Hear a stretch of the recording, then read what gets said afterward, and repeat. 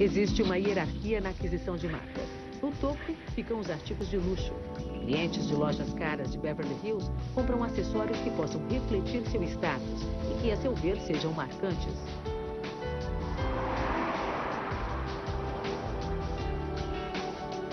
James Twitchell é professor de inglês na Universidade da Flórida e se interessa pelo estudo do consumo, que ele acredita ser o epicentro da cultura moderna.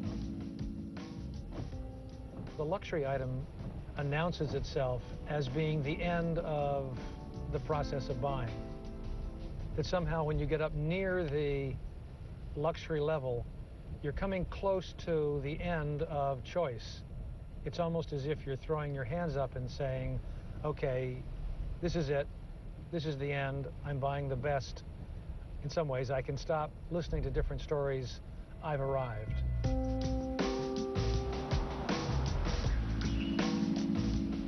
What you're wearing would be, or could you tell me? Sure, it's Emporio Armani. Okay, I'm London Foggy. What about your dark glasses?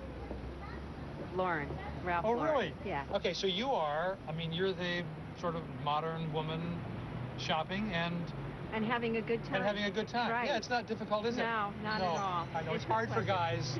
It's easy for girls. Very easy.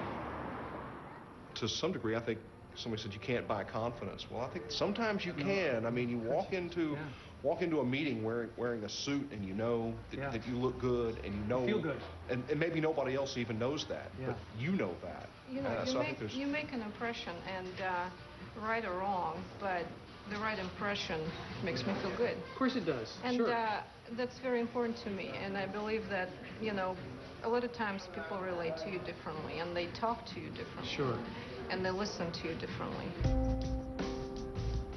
Comprar confiança é uma coisa, mas ter confiança para comprar é outra. Hi, good morning. How are you? I'm Jim. I'm Nicole. Hi, Nicole. Hi. I've got a problem. I hope you can help me with it. Okay. I'd like to get my wife a bag. Obviously what we are famous for. Okay. And this is a classic style, the Alma style, which was originally designed for Coco Chanel to hold some of her things, and it is a classic to this day. Like this bag here is our classic drawstring Noe bag that originally was designed to carry champagne glasses. So when people went out on picnics, they would put 4 champagne glasses in and 1 up, so it was kind of a drawstring little tote for people when they were going on picnics and things. Okay. That bag is $140, so it's our low price point, entry price point to Louis Vuitton, and that's probably, for a lot of people who want their first Louis Vuitton bag, this is a good This is a starter bag. Well, this looks like the one for me. Can I pay for it using the installment plan? Now, would you ever buy something for Shannon? Well, I just got her started. She bought her first piece. Oh, this is like her starter. A starter. It's just a little starter kit. Now, a little starter princess kit. Now, this is a little embarrassing because I'm a school teacher. But I mean, this is not a $25. $325. You mentioning it in front of Shannon? She understands? She understands. So, do you think this is the beginning of a whole transformation of your life? That Alan has started you off with a habit?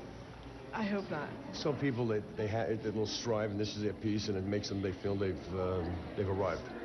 But it's status.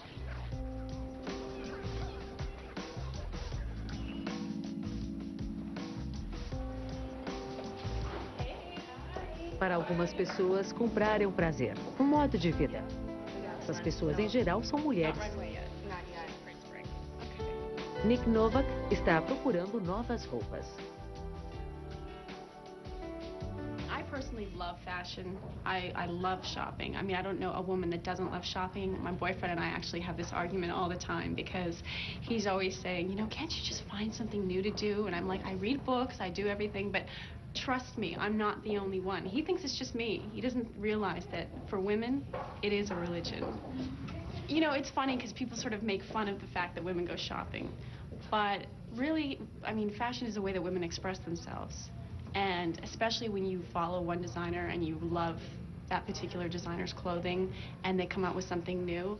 Nick vai empregar muito tempo e esforço em suas compras. Assim que a coleção da Chloe vai das passarelas para as lojas, ela está lá. Things go so fast, basically I have a really good relationship with the people here in the store, and they just call me when they get everything in, and I come in that day. I mean, they'll call me and I'll be in here in 20 minutes because I know everything goes so fast that I really have to be in here quick. So it's now winter, but I am shopping for spring. I'm being very prepared and very professional.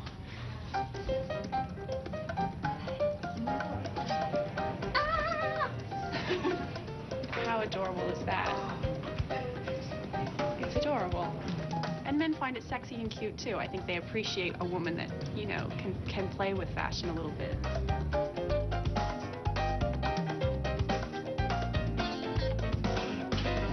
It would be pulling the 34.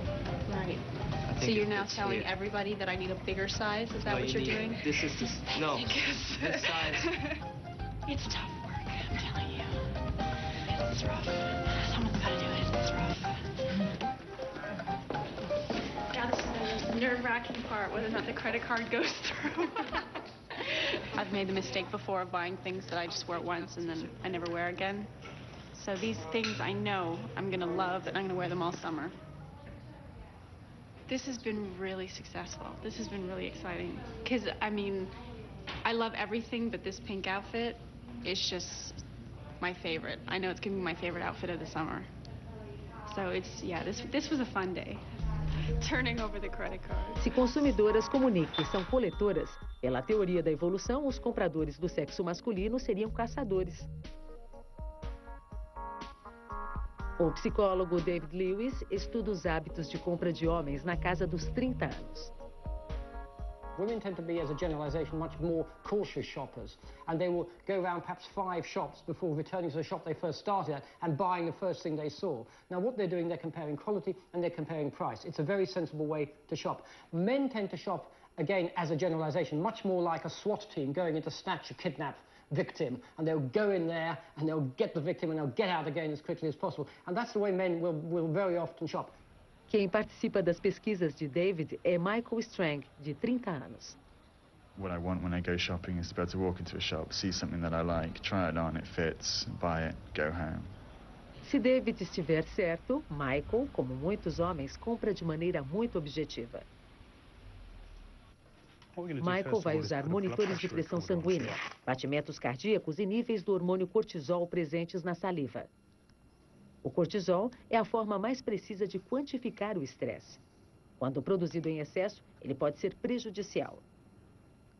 David pede que Michael vá às compras com o filho pequeno e, para isso, ele dispõe de pouco tempo e deve ir a uma rua movimentada de Londres. Michael também leva uma câmera acoplada aos óculos para registrar o evento segundo o seu ponto de vista. Michael deve comprar uma camiseta branca e um caminhão de brinquedo para o filho.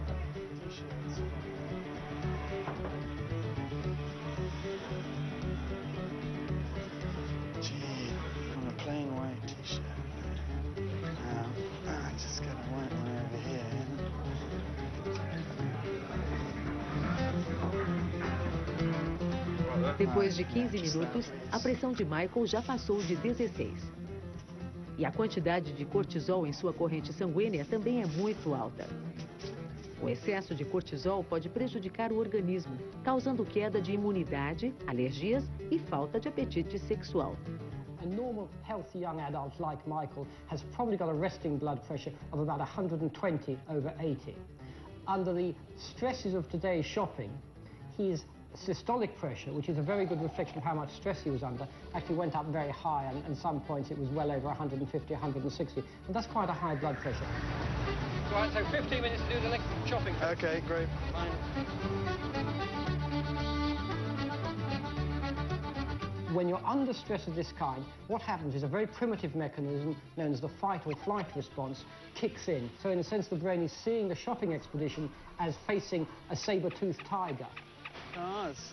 Yeah, we'll get you one. We're just looking for a good one. When we're stressed, it does significantly affect our decision-making potential. In very extreme cases, it can make us behave in an entirely irrational way. You just want to get out of the situation as fast as possible. And therefore, you will grab the first thing that comes to hand. You won't ask the right questions of the shop assistant. you won't find out if it's exactly going to meet your requirements. Right, Michael. How many things have you bought? Just the T-shirt and the tractor.